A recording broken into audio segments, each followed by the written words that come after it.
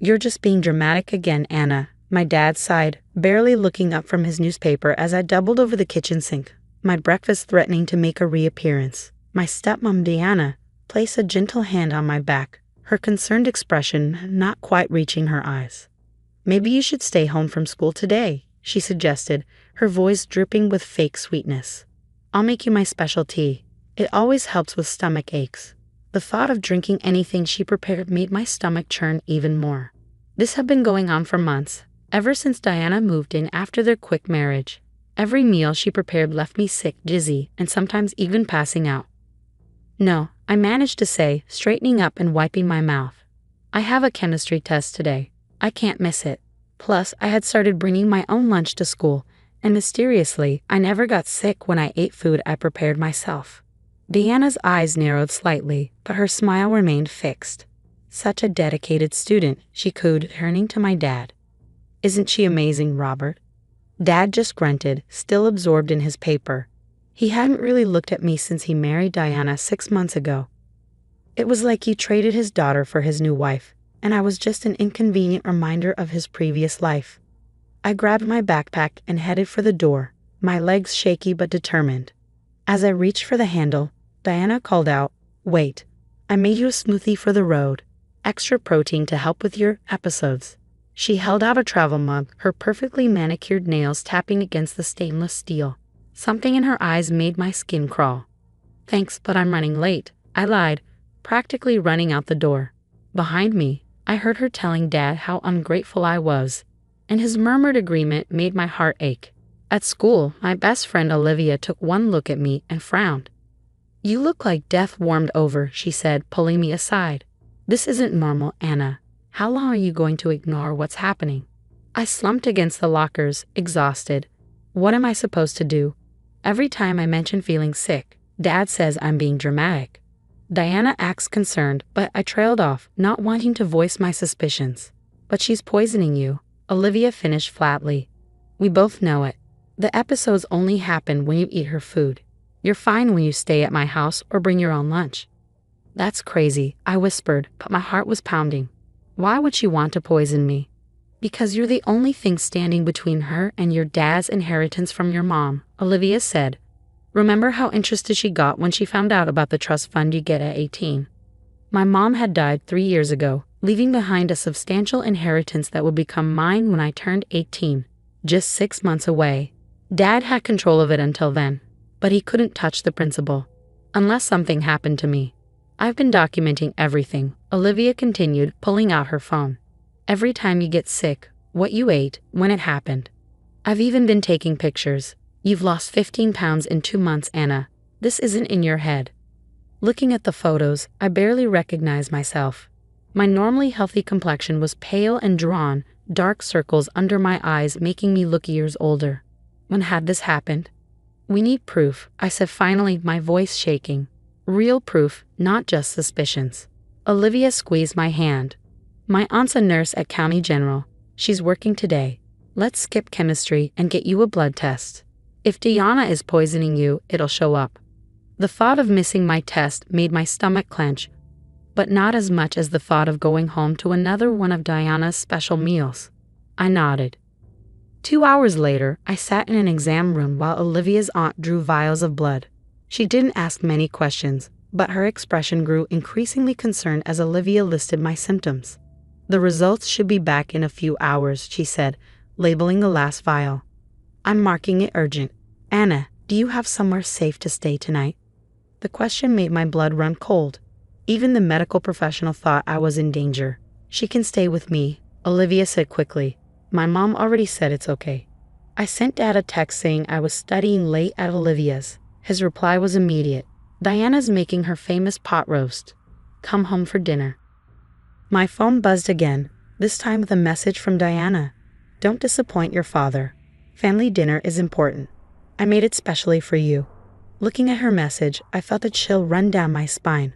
For the first time, I let myself fully acknowledge what I'd known deep down for months. My stepmom was trying to kill me, and my dad was too blind to see it. "We'll have the results soon," Olivia's aunt said, patting my hand. "Try to rest." But rest was impossible. All I could do was wait and wonder, what would the blood test reveal? And more importantly, what would I do when it did?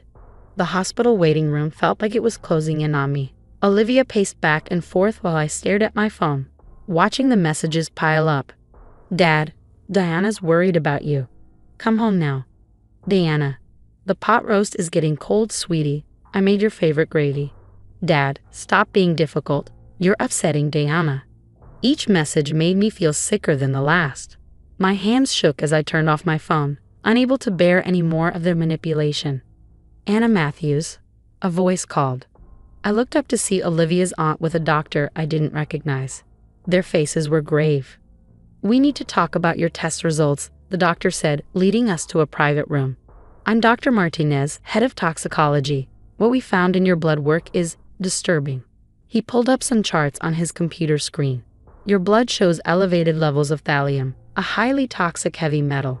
It's often called the poisoner's poison because it's colorless, odorless, and the symptoms can mimic other illnesses. My heart stopped. Thallium. Yes. It's commonly found in rat poison, but it's strictly controlled. Someone would have to deliberately obtain it and administer it regularly to cause these levels. Dr. Martinez leaned forward. Anna, is there someone who might want to harm you? Before I could answer, the door burst open. A police detective walked in, followed by 2 uniformed officers. I'm Detective Sarah Torres, she said, showing her badge. The hospital called us when they saw your results. We need to ask you some questions. The next hour was a blur. I told them everything. The mysterious illnesses that started when Diana moved in, how I only got sick from her food, the trust fund I'd inherit in 6 months. Detective Torres recorded everything while her partner took notes. We've seen this before, Detective Torres said grimly. The gradual poisoning, the gaslighting, the inheritance motive. Your father's new wife fits the profile perfectly. But my dad, I started, tears finally spilling. He wouldn't let her. Your father might be a victim of manipulation himself, she said gently, or he might be involved. We'll need to investigate both possibilities. Suddenly, my phone rang. Dad again. Detective Torres nodded. Answer it. Put it on speaker. Anna, where are you? Dad's voice was angry. Diana's been cooking all day, and you're being incredibly rude. I'm at the hospital, Dad, I said, my voice shaking. Getting blood tests. For heaven's sake, not this attention-seeking behavior again. Diana was right, you're just jealous of her. Come home now, or what, Dad? I interrupted, finding strength in my anger. Or you'll let her poison me again. Silence. Then Diana's voice in the background. Robert, she's being ridiculous. You know I'd never. We have the blood tests, I continued. They found thallium. The police are here. The phone clattered on their end. I heard Diana's muffled voice. They can't prove anything. Robert, tell them. Detective Torres took the phone. Mr. Matthews, this is Detective Torres from Metro PD. Stay where you are. Officers are on their way to your location. She hung up and turned to me. You'll need to stay in the hospital overnight for treatment and monitoring. We'll have officers posted outside your door. What's going to happen now? I asked, feeling overwhelmed. We'll search your house, she explained. If we find thallium, Diana will be arrested. We'll need to determine your father's level of involvement.